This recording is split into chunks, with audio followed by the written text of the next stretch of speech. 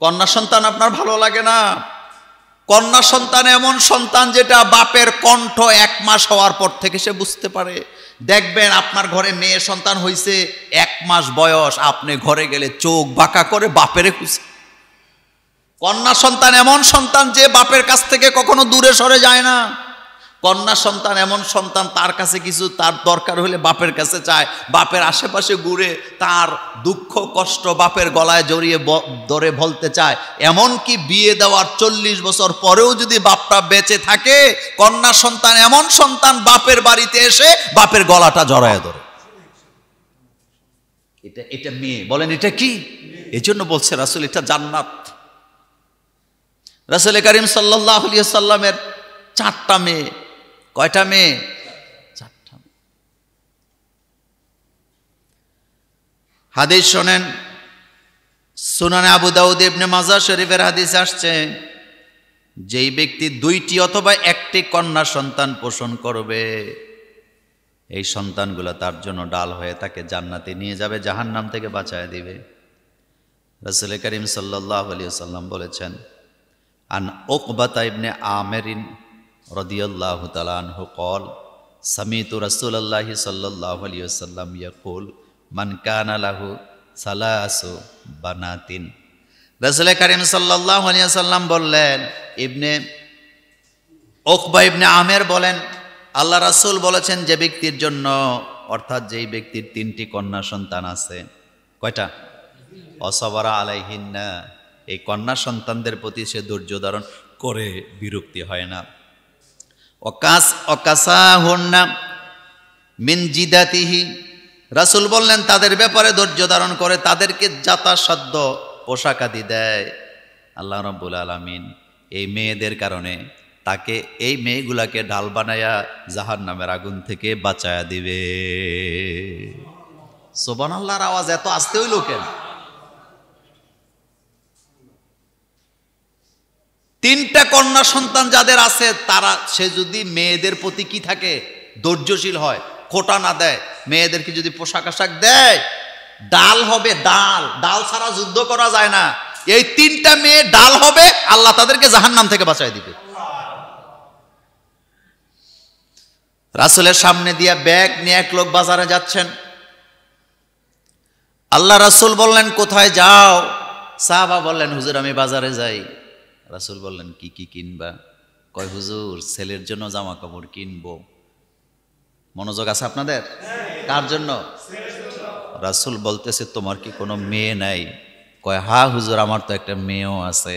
রাসূল অর্ডার দিচ্ছে, বাজারে যখন যাবা খবরদার আগে মেয়ের জন্য কিনবা, তারপরে ছেলের জন্য কিনবা। এ কথার অর্থ অনেকে বুঝে না। তার মানে রাসূল বুঝাইতেছে টাকা যা আছে আগে কার জন্য, এরপরে টাকা থাকলে ছেলের জন্য কিনবা, না কিনলে নাই।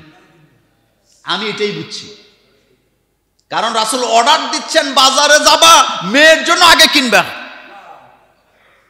কার জন্য? কার জন্য? মেয়ের জন্য আগে কিনবা। এরপরে রাসূল বলতেছেন, যখন বাজার করে বাড়িতে যাবা আগে মেয়ের হাতে দিবা, তারপরে ছেলের হাতে দিবা। বিশ্বনবী যখন বাড়ি থেকে বিদায় নিতেন, মেয়েদের কাছে সবার পরে বলতেন, মেয়েদের থেকে বিদায়টা নিতেন পরে যাওয়ার সময়, আর বাড়িতে যখন আসতেন সবার আগে মেয়েদের সাথে সাক্ষাৎ। আল্লাহু আকবার। মিডিয়ার ছেলেদেরকে বলি, এই কথাগুলা বেশি বেশি পৌঁছাইবা মানুষের কাছে। ইসলাম কি জিনিস শুধু ভাইরাল টপিকসের পিছে ঘুরবা না, এই কথাগুলি খুবই গুরুত্বপূর্ণ। একটা কন্যা সন্তানের কত দাম, সুবহানাল্লাহ পড়েন। চিন্তা করছেন, রাসূল বলতেছেন আগে কিনবা কার জন্য বলেন তো? আর বাড়িতে যায় কাকে দিবা আগে? আমার কলেজার ভাইয়েরা, একটি বা দুইটি কন্যা সন্তান মানে একটা বা দুইটা জান্নাত। ইবনে আব্বাস রাদিয়াল্লাহু তাআলা আনহু থেকে হাদিস বর্ণিত, তিনি বলেন যে মুসলিমের 2টা কন্যা সন্তান আছে এবং সে তাদেরকে উত্তম চরিত্র দেওয়ার জন্য তাদেরকে সব কিছু করলো, আল্লাহ রাব্বুল আলামিন তাকে বেহেশতে ঢুকায়া দিবে। ধরে নিয়ে আল্লাহ কোথায় দিবে? বেহেশতে প্রবেশ করাবেন। আমি ভাষাটা এভাবে বললাম। রাসূল বলেন, যে ব্যক্তির 2টা কন্যা সন্তান আছে, 2টা মেয়ে আছে, ওই মেয়েগুলাকে লালন পালন করলো, আল্লাহ তাকে ধরে জান্নাতে ঢুকাই দিবে। আর আমার দেশে এমন ডাকাইত বাপও আছে, মেয়েদেরকে ভালো জামা কাপড়ও কিনে দেয় না, মেয়েদের প্রতি আকৃষ্টতাও নাই, মেয়েদেরকে ভালোবাসে না, অনেক দূরে সরাইয়া রাখে। এমন ডাকাইত আছে না নেই? মাও আছে এরকমের। মাটা কেমন? ছেলে মেয়ে 2টা একসাথে খাইতে বসছে, মাছ 2টা, একটা সাইজে বড়, আরেকটাকে সাইজে একটু ছোট, একেবারে বুকে হাত দিয়া শক্ত করে জোরে বলেন তো, মা বড় মাছটা কারে দেয়? চিন্তা করছেন? উনি মেয়ে হইয়া মেয়ের দরদ বুঝে না। আবার কি কয় জানেননি? কয় মেয়েদের তো জিহ্বা বড় করার দরকার নেই, স্বামীর বাড়িতে যে কি খাবি, চুপ, ছোটটা খায় সন্তুষ্ট থাক। মানে আপনি তাকে বুঝাচ্ছেন সে মেয়ে হয়ে অপরাধ করে ফেলছে, অথচ এই মেয়েটা আপনার জান্নাত আপনি ভুলে গেছেন। এই মেয়েটা আপনার জান্নাত আপনি ভুলে গেছেন। স্কুল থেকে ভাই বোন 2টা একসাথে আসছে, একই পরিশ্রম করছে। ছেলেদের যেমন খাবারের দরকার, মেয়েদেরও তো খাবার দরকার। খাইতে বসছে, তরকারি সামান্য, এমন মাও আছে, এমন ডাকাইত বাপও আছে, মাও আছে। ঘরে আসার পরে তরকারি যতটুকু আছে অল্প থাকার কারণে ছেলেকে দিয়া কয় তুই খা, আর মেয়েটারে লবণ দিয়া কয় মেয়েদের এত জিহ্বা বড় করার দরকার নাই। এমন কঠোর হৃদয়ের মা বাপ আমাদের সমাজে আছে না? নাই? আপনার বিবেক থাকলে বলতেন ছেলেরে যে বাবা তুই বহুত খাইবি নিজের বাড়ি, আমার যেটা অন্যের বাড়িতে চলে যাবে তারে খাওয়াইয়া দেই। মানুষ এখন খাইলে ভবিষ্যতে উপাস থাকতে পারবে না, এটা মিথ্যা কথা। মানুষ এখন খাওয়ার অভ্যাস করলে ভবিষ্যতে না খায়া থাকতে পারবে না, এটা একটা ফাঁকিবাজি, এটা ধোকাবাজি। এটা কি বাজি? পৃথিবীর ইতিহাসে আপনি কখনো এমন দেখাতে পারবেন না যে মেয়েরা বাপের সম্পদ বেচতে বেচতে শেষ কইরা দিছে, আপনি প্রমাণ দিতে পারবেন না। কিন্তু ছেলেরা বাপের সম্পদ বেচতে বেচতে বেচতে বেচতে বিটা চাষ পর্যন্ত বিক্রি করে দেয়, এরকমের লাখ লাখ ছেলে আমি আপনাকে দেখাতে পারি। কথা কি বেশি বলে ফেলতেছি? কথা বলা সত্য না মিথ্যা? মাথার ঢুকান, মাথায় ঢুকান। কোনো মেয়ে বাপের সম্পদ বিটাবাড়ি বিক্রি করে না, ছেলেরাই করে। অথচ আপনি ছোটবেলা থেকে মেয়েরে শিখান মেয়েরা এত খেতে কে নাই, মেয়েরা এত। মেয়ে যখন কানছে কোনো একটা জিনিসের জন্য বায়না ধরতে, মা বাপ 2টায় সমানে যায় পড়ে, এই মেয়েদের এত। কথাগুলো সত্য? কথাগুলো কি সত্য? কত পার্সেন্ট? সোজা হন, আল্লাহর আদালতে ধরা পড়বেন। আমার কলিজার ভাইয়ের, এখন শুনবো বাপে যদি মেয়েদের লালন পালন করে জান্নাত পাবে, কিন্তু পৃথিবীতে হাজার হাজার ফ্যামিলি আছে, বাপ ছোটবেলা মরে গেছে, বড় ভাইয়ের কান্দে 1টা 2টা 3টা বোন। কথা কন না কেন? মনোযোগ আছে? কার কাঁদে? হাজার হাজার ফ্যামিলি পাবেন, বড় ভাই সব করা লাগে, কারণ বাপ মরে গেছে। এবার শোনেন হাদিস, কি চমৎকার হাদিস। তিরমিজি, সুনানে আবু দাউদ, ইবনে হিব্বানের হাদিস। হাদিস কিন্তু সহিহ।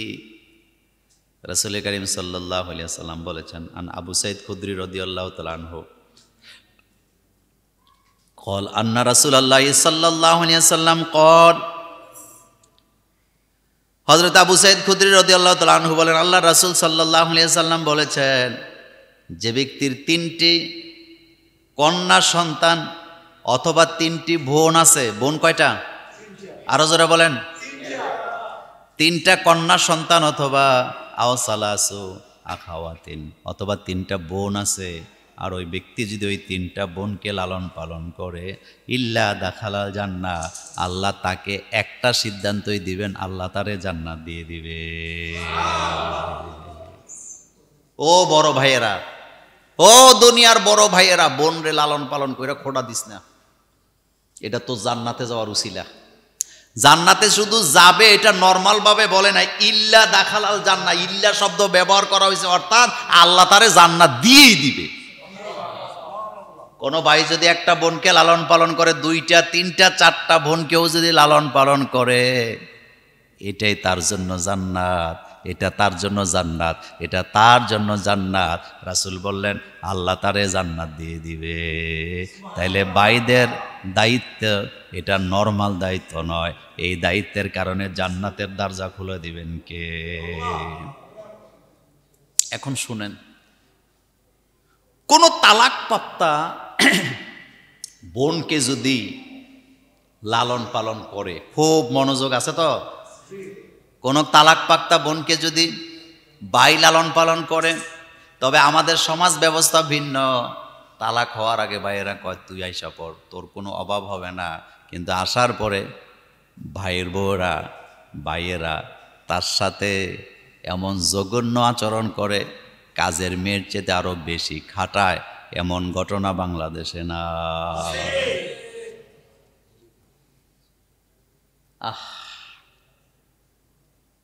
এই হাদিসটি ইবনে মাজায় আসছে। কোন তালাকপ্রাপ্তা বোন অথবা বিধবা বোন অথবা বিধবা মেয়ে অথবা তালাকপ্রাপ্তা মেয়েকে যদি কেউ লালন পালন করে, রাসূল করিম সাল্লাল্লাহু আলাইহি ওয়াসাল্লাম বলেছেন, আমি কি তোমাকে শ্রেষ্ঠতম, অতি শ্রেষ্ঠতম দান খয়রাতের ব্যাপারে বলবো না? কোনটা অতি শ্রেষ্ঠ দান? তিনি বললেন, সাহাবায়ে কেরাম বলেন, হ্যাঁ হুজুর আপনি অবশ্যই বলবেন। আল্লাহ রাসূল বললেন, তোমার নিকটে ফিরে আসা তোমার স্বামী পরিত্যক্ত কন্যা সন্তান অথবা তোমার বোন, অর্থাৎ তোমার মেয়েটা যদি তালাকপ্রাপ্তা হয়ে যায়, কোনো কারণে তোমার বাড়িতে যদি ফেরত আসে, অথবা তোমার বোনটা যদি তালাক খাওয়ার পরে তোমার বাড়িতে চলে আসে, তাদেরকে যদি তুমি খাওয়াও, এর চাইতে শ্রেষ্ঠ দান আল্লাহর জমিনে কিছুই না।